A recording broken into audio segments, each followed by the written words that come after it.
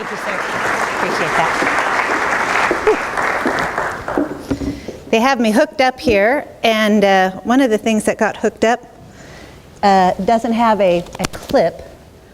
So I think what I'm going to have to do, if you'll bear with me, is I probably have to hold this in my hand, which is great because I like to fiddle with things.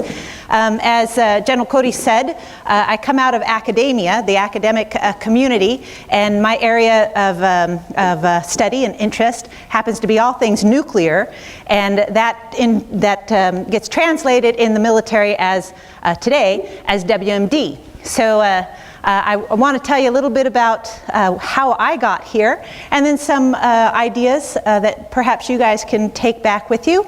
I see some of you have some notepads and pens. I am going to give you homework at the very end, so if you don't have it, nudge the person around you that I want you to take home and do. It'll help you on your professional development. So a question out here in the group. Are all of you seniors, are all of you graduating this May? Who is, with a show of hands, graduating this May? Oh, I should have asked who's not graduating, but you don't have to answer. So most of you guys are graduating, going to your Officer Basic, right? And from Officer Basic, you all know your branches, right? All right, how many Medical Service Corps folks? Sweet, okay, that was mine. And I know that there is one Oregon Stater in the group. Where is he? Awesome, thanks. Dylan, right? Awesome. What's your degree? Sociology, ma'am. Sweet. All right. Did you ever get out to the radiation center out there at Oregon State? Roger, it's actually kind of fun to look at. Ah, sweet. Good, good. So one of the things that I should tell you up front, and General Smith is still in the back, so I've got a question for you, General Smith. One of the things that very, very few, if any, officer will tell you is it's a well-known fact about second lieutenants. And since all of you guys are going to be second lieutenants in less than probably 8 weeks, I'm going to give that secret to you here. And that is, you are required, in fact it's mandatory, that you make every single mistake in the book while you're a second lieutenant. Okay, the caveat is you can only make that mistake once. You can't, you don't get a second pass for that. But all of them, it's how you become, actually, for most of us, and for the psychology majors amongst here, you know that what you experience, you learn very deeply, all right? So, I'm going to ask, where are my officers in the group? Can I see a show of hands of those who've been through the second lieutenant phase and come out the other side? I won't say unscathed, but better for it. And do you guys have any second lieutenant stories that still scar, has a searing memory for you? I'll start. I ended up with a simple communication problem. I ended up evacuating a hospital.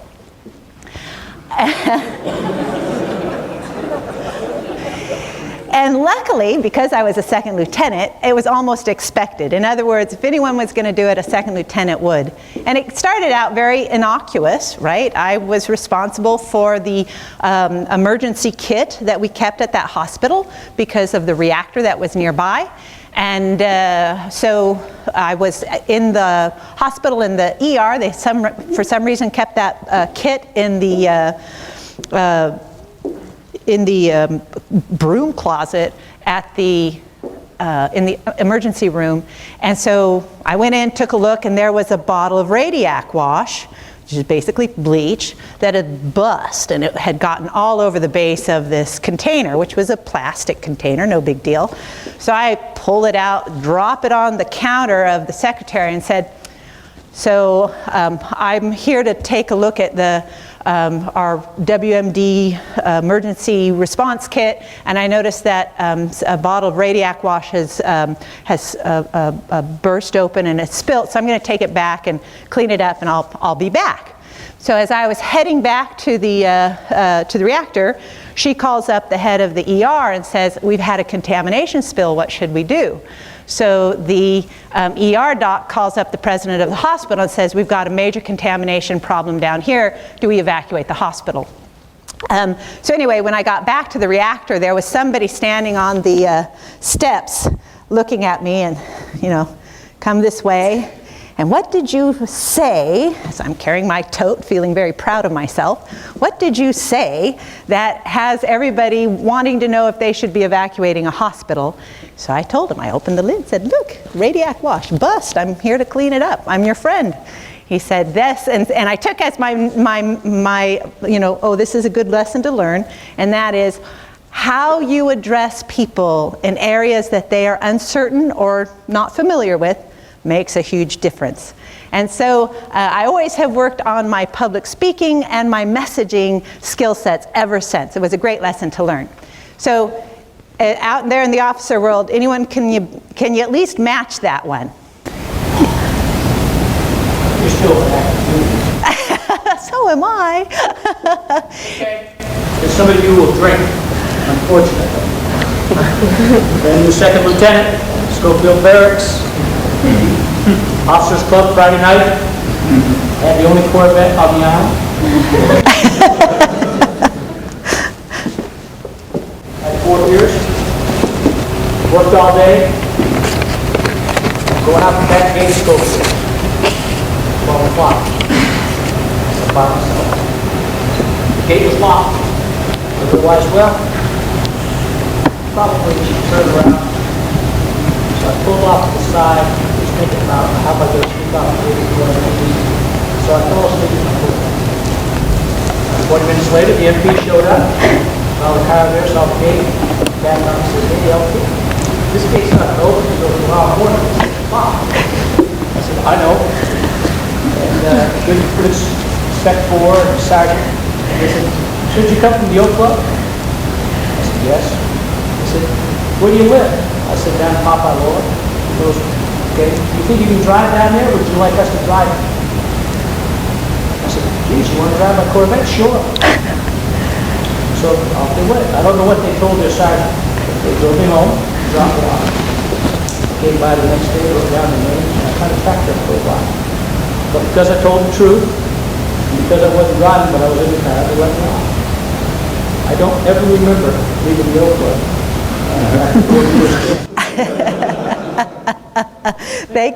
Thank you, sir. Thank you, sir. When you get to your first assignment, ask the second lieutenants and some of the crazy things that I won't say they got away with, but these are learning experiences. And so I really want to encourage you, as a second lieutenant, there is a huge capacity of forgiveness.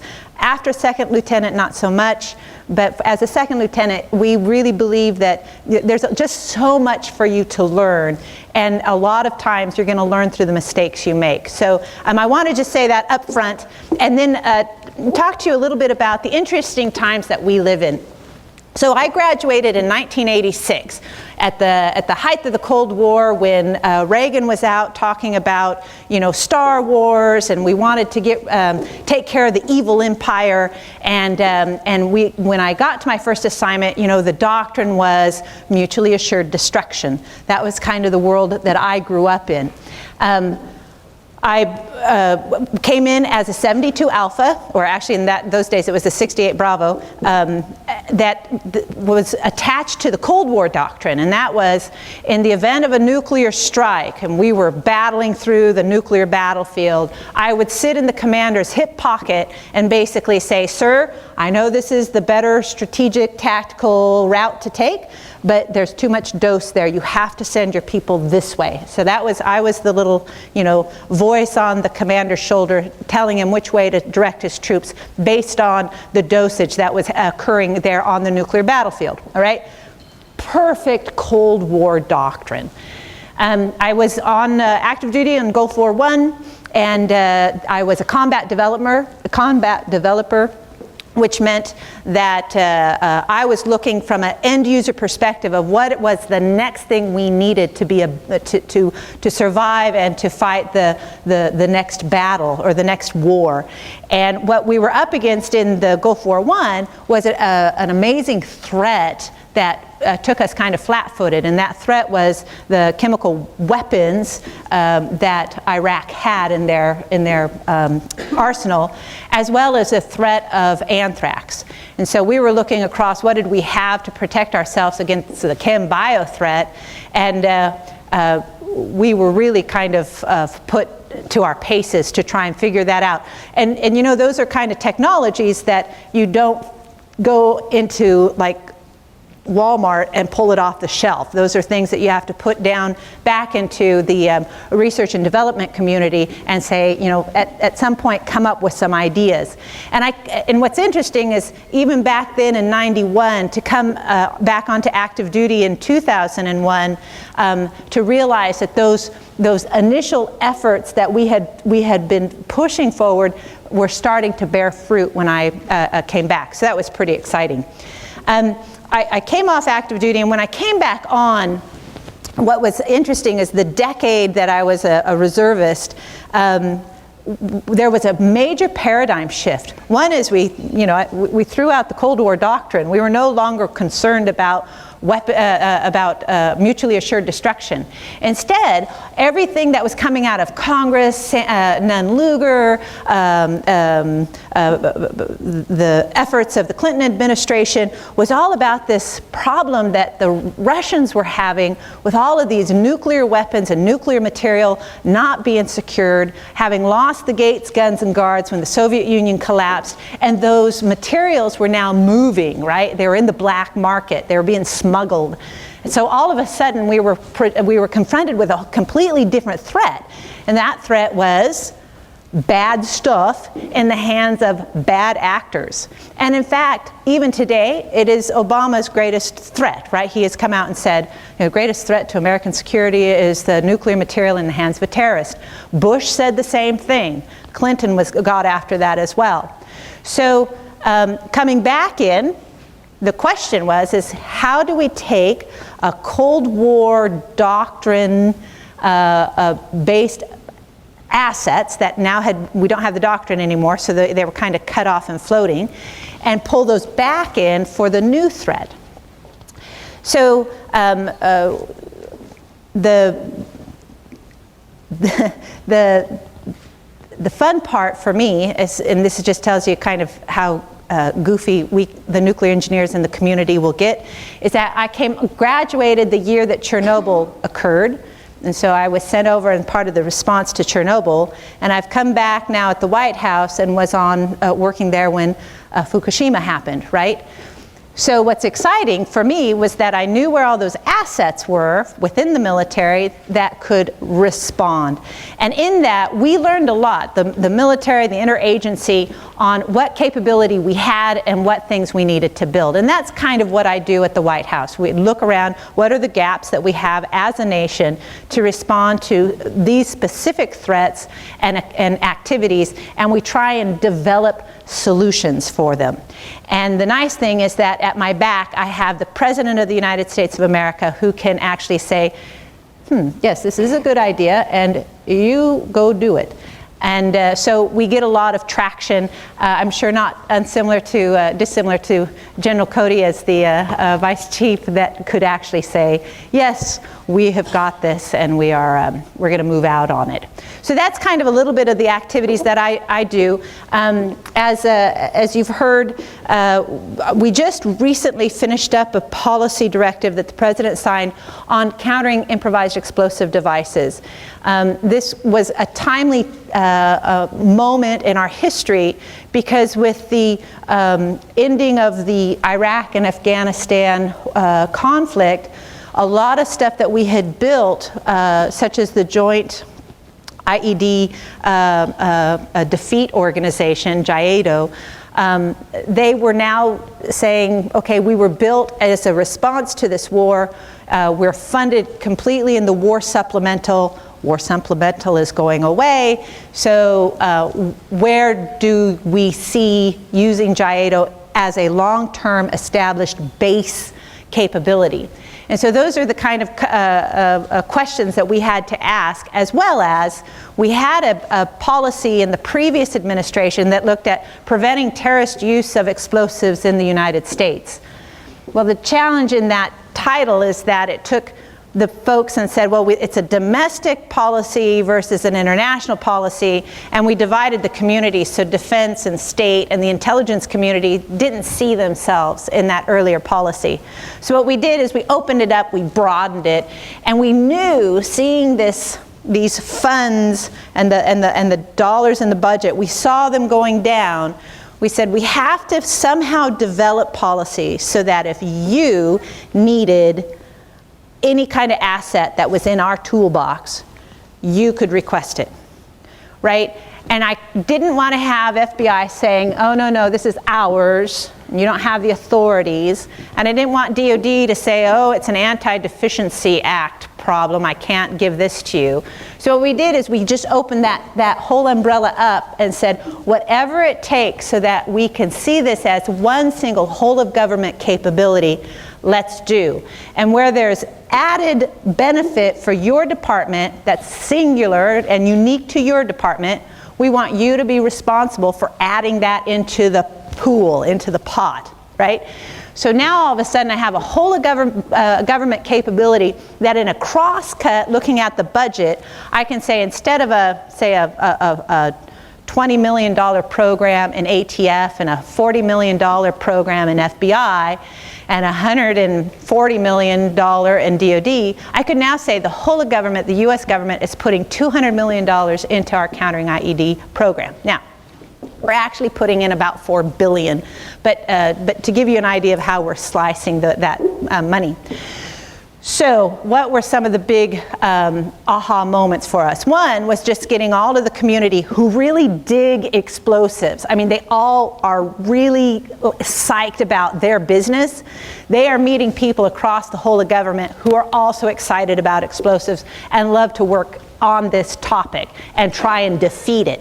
And so what I was noticing yesterday, and it really warmed my heart, was when I saw the response assets and the response communities being flown into Boston.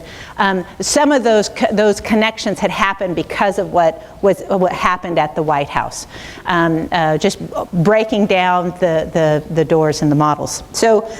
Interesting time to be working in WMD. We have been focused so much on terrorism.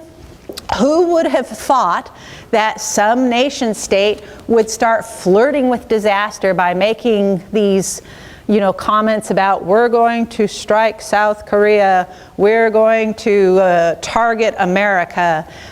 Not necessarily in our doctrine today. We just weren't expecting, kind of these people who were, with a lot of bluster, oh, by the way, who have nuclear weapons, to be doing this. It's the same way with Syria right now, right? Failed state. What do we do about all the different countries and nations that in their future may or may not fail, right? How do we think about that? So we've got these legacy weapons, whether they're nuclear, biological, or chemical, that somehow we have to think through cradle to grave. And some of these grave cycles may be 10 years, maybe 50 years, maybe 100 years.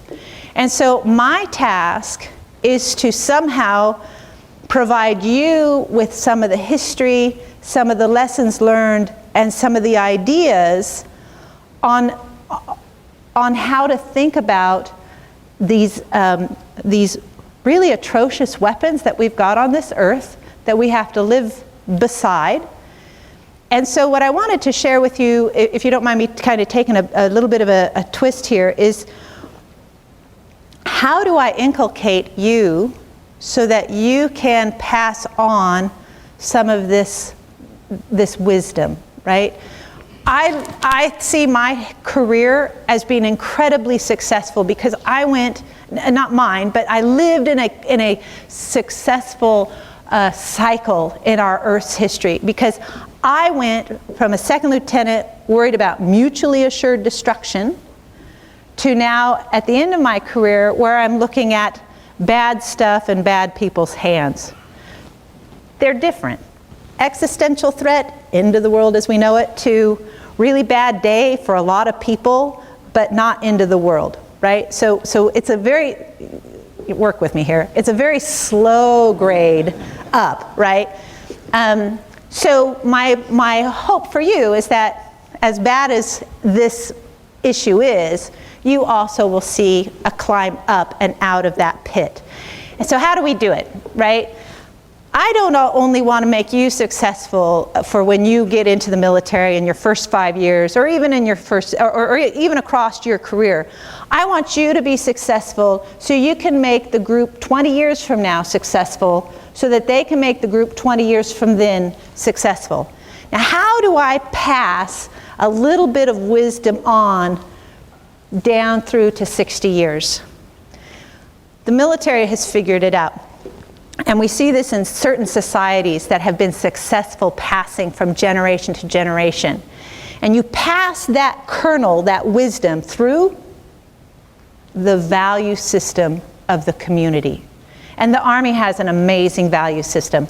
And I know that for 4 years you have sat in a class and you have memorized the 7 core Army values, all right? But there's a reason for that, and this is your homework assignment. I'd like each of you to go home tonight, before you leave here, definitely before you graduate. I want you to just list out those 7 core values, and I want you to ask yourself, what does this value mean?